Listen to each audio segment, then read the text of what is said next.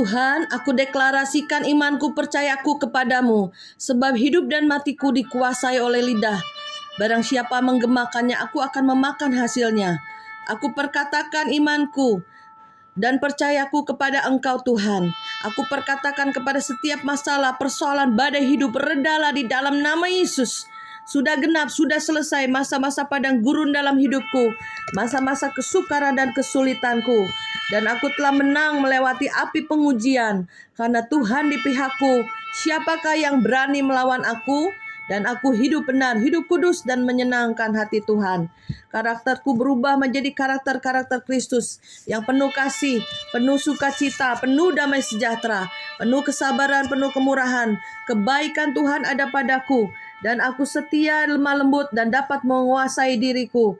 Sebab aku hidup penuh dengan mujizat, dan aku mau bersyukur lagi kepada Engkau ya Tuhan. Dan aku perintahkan dari utara, barat, timur, dan selatan, berkat-berkat Tuhan datang ke dalam hidupku.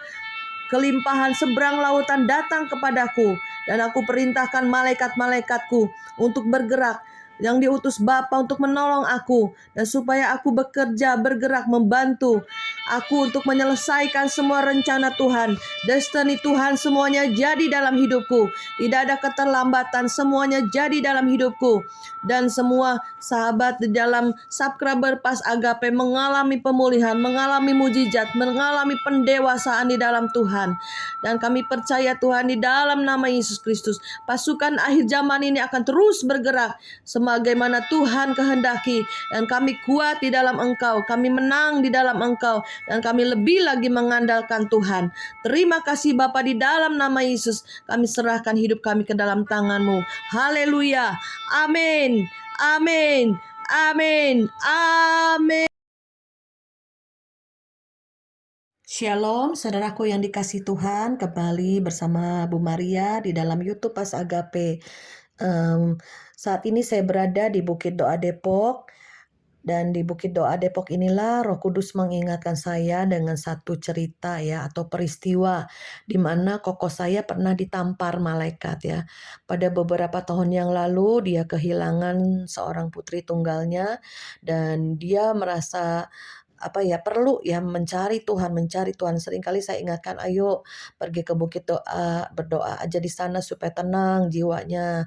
Dan kemudian pada waktu dia bersama istrinya menginap di Bukit Doa Depok ini, di Bukit Doa Salomo, dan dia di dalam ruang pujian penyembahan ini, dia cerita sama saya, saya ditampar malaikat katanya. Terus saya tanya, kok bisa kamu ditampar malaikat? Iya, malaikat itu bilang, katanya, jangan kamu menangis-nangis lagi, jangan kamu menangisi anakmu terus, katanya gitu. Ya, dia ditampar keras saudara oleh malaikat. Dan semenjak dari dia ditampar malaikat itu di ruang dalam Bukit Doa Salomo ini, sejak itu dia tidak pernah menangisi anaknya lagi ya saudara. Dan saya percaya disitulah ada hal-hal yang Bapa Surgawi izinkan, mengutus malaikatnya untuk menampar manusia. Jadi saya waktu itu dalam hati pikiran saya berpikir, kok aneh juga ya ada malaikat yang menampar manusia. Tapi akhirnya saya diingatkan oleh Roh Kudus, ternyata kisahnya ada di dalam Kisah Para Rasul 12 ayat yang ke-21. Dan pada suatu hari yang ditentukan, Herodes mengenakan pakaian kerajaan, lalu duduk di atas tahta dan berpidato kepada mereka. Dan rakyatnya bersorak-sorai membalasnya, ini suara Allah dan bukan suara manusia. Dan seketika itu juga ia ditampar malaikat Tuhan, karena ia tidak memberi hormat kepada Allah. Ia mati dimakan cacing-cacing. Ya saudara, ternyata ada malaikat yang diutus Bapa Surga. Ya puji Tuhan, koko saya ditampar tidak sampai mati seperti Herodes saudara ya. Karena Herodes ini keterlaluan sekali ya saudara, tidak ada pengampunan lagi dan tidak mau percaya Yesus ya. Akhirnya menyombongkan diri dan merasa dia seperti Allah, seperti Tuhan. Di saat itulah malaikat menampar Herodes sampai mati, dan matinya pun dimakan cacing-cacing.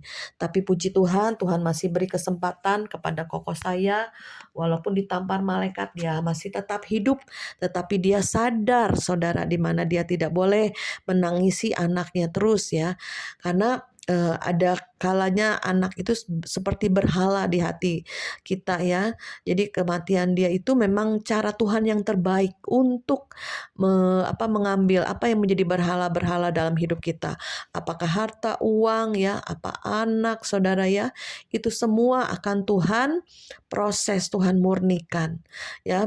Dan sekarang koko saya melayani Tuhan, melayani jiwa-jiwa, bahkan sekolah Alkitab bersama istrinya. Puji Tuhan, saya percaya jangan sampai saya dan saudara ditampar malaikat. Yuk kita jaga hati, jaga mulut kita. Jangan ada kesombongan, jangan ada berhala-berhala apapun. Dan kita boleh minta Roh Kudus selalu menyelidiki, menguji. Bahkan kita pun mau lebih lagi diproses, dimurnikan oleh Tuhan. Ya puji Tuhan saudara. Biarlah YouTube Pas Agape ini yang berbicara tentang akhir zaman, penuaian akhir, penuaian jiwa-jiwa, dan juga ada pelayanan malaikat yang bekerja. Saya juga pernah didoakan oleh seorang hamba Tuhan, di mana dia melihat malaikat di belakang saya banyak. Karena saudara, jika kita melayani pekerjaan Tuhan, kita melayani jiwa-jiwa, Tuhan kirim malaikatnya bertambah dalam hidup kita, supaya menyelesaikan rencana Tuhan melalui hidup kita. Mari saudara saya, kita melayani Tuhan secara pribadi di dalam ruang doa kita, maupun kita melayani Tuhan dengan melayani jiwa-jiwa, dengan membagi pada mereka yang kekurangan, yang miskin secara rohani maupun jasmani. Biarlah berkat Tuhan senantiasa melimpah-limpah, dan terima kasih pada semua subscriber yang telah menjadi follower, dan kita semua adalah pasukan Tuhan di akhir zaman ini. Baiklah, kita terus persiapkan hidup kita, persiapkan diri kita untuk maju dan terus menyelesaikan rencana Tuhan. Terima kasih, Tuhan Yesus memberkati. Amin.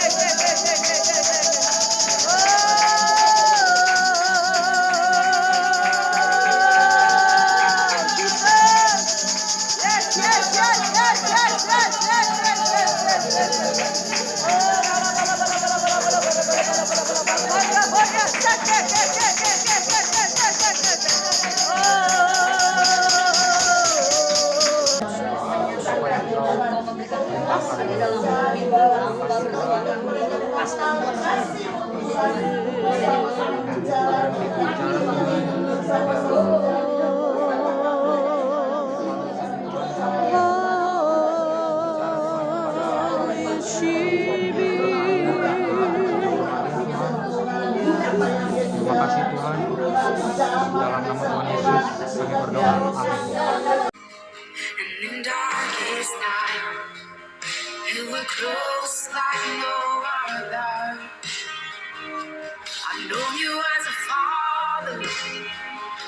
I've known you as a friend, and I have lived in the goodness of God. Yeah.